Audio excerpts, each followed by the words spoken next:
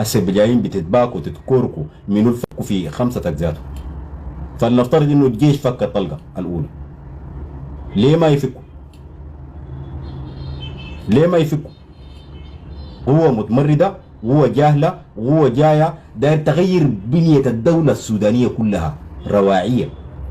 صدق في واحد كده من الشيوخ الدجالين ده داير له قريشات كده مشى لحميتي، فسر له آية كده من الآيات بتاعت رعاة الإبل إنهم سيأتوا في آخر الزمان وسيستولوا على حكم السودان، وأنا رأيت هذه الرؤيا إنك أنت يا حميتي ستكون حاكما لجمهورية السودان وستستولى على الجيش السوداني وتستولى على حكم البلد.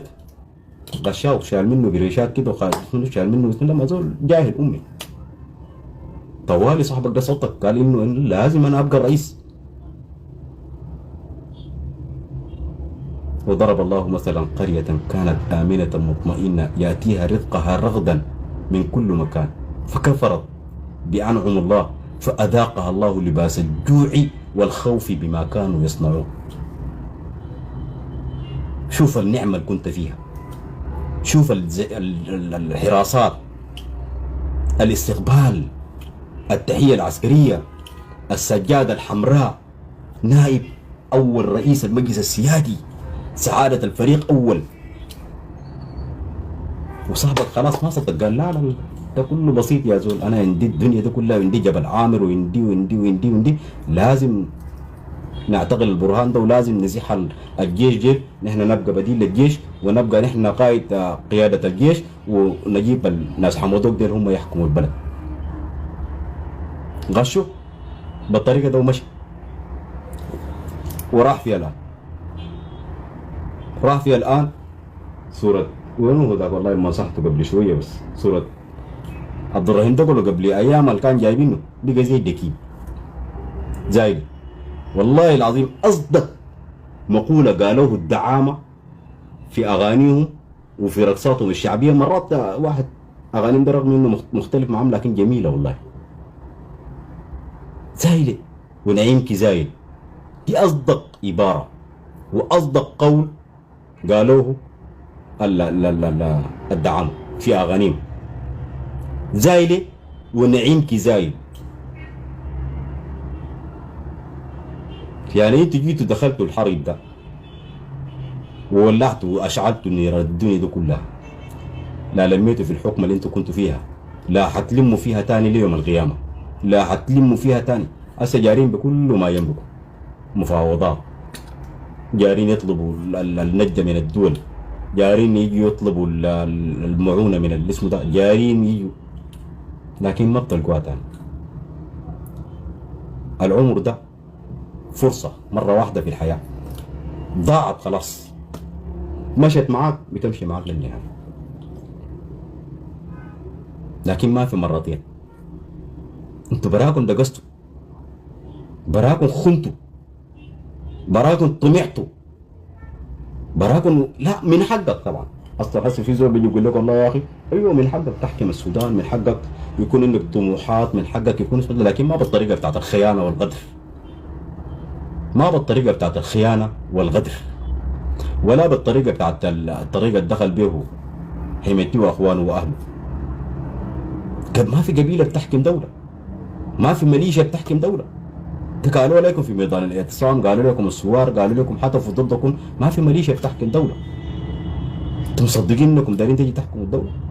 هسه خليكم من الدولة الكبيرة اللي مشيتوا فيها دي، دويلتكم الصغيرة اللي عملتوها هناك ما يسمى تأسيس التيك توك، وتأسيس على مستوى الميديا، وتأسيس على مستوى كمبالا، كلهم قاعدين في كمبالا هناك.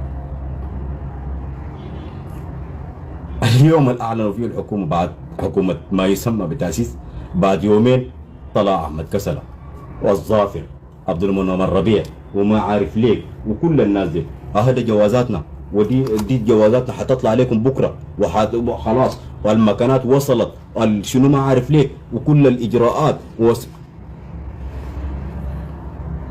وين جوازاتكم الليله؟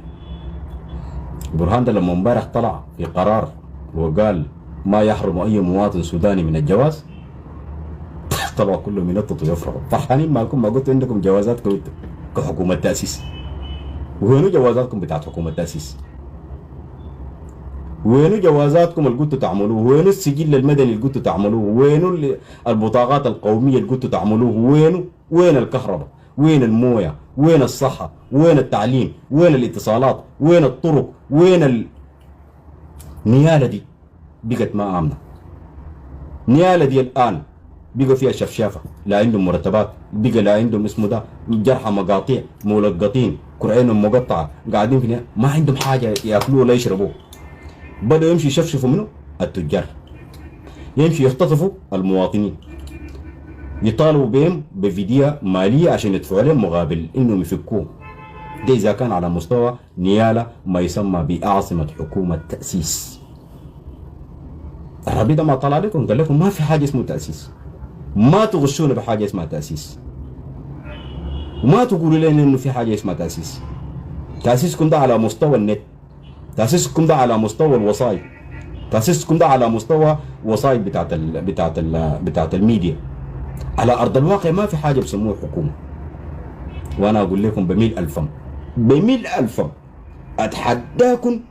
أتحداكم كلكم، من آلات النقد لإبراهيم المرغني لسليمان صندل للطاهر حجر لكل زول فيكم، أتحداكم اللاقى حميتي فيس تو فيس مباشر وسلم عليه في يده. ده الحلو. اتحداكم انه عبد العزيز الحلو جنيال.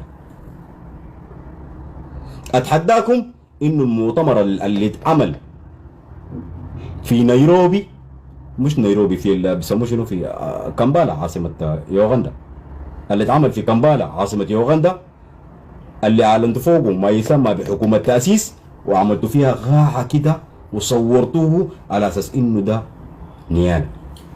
كذابين، فوتوشوب، ذكاء اصطناعي. والله لا عبد العزيز الحلو جنيالة، لا ابراهيم المرغني جنيالة، لا تأسيس جنيالة، لا الصور في الكوبري بتاع نيالة دي. يا اخي لا والله تخيلوا بس، ده كله ذكاء اصطناعي، وده كله شغل ممنتج وشغل ممنهج، وفي شركة مختصة. هذه انتوا شاربينها شراب. امسك مين؟ محمد حمدان دقلو. مين محمد حمدان دقلو؟ محمد حمدان دقلو ده الليله ده انا اتحداه لا يقدر يقابل عبد الرحيم، لا يقدر يقابل جمعه، لا يقدر يقابل القوني، لا يقدر يقابل عادل، لانه اي واحد فيهم داير فرصه يضرب الثاني.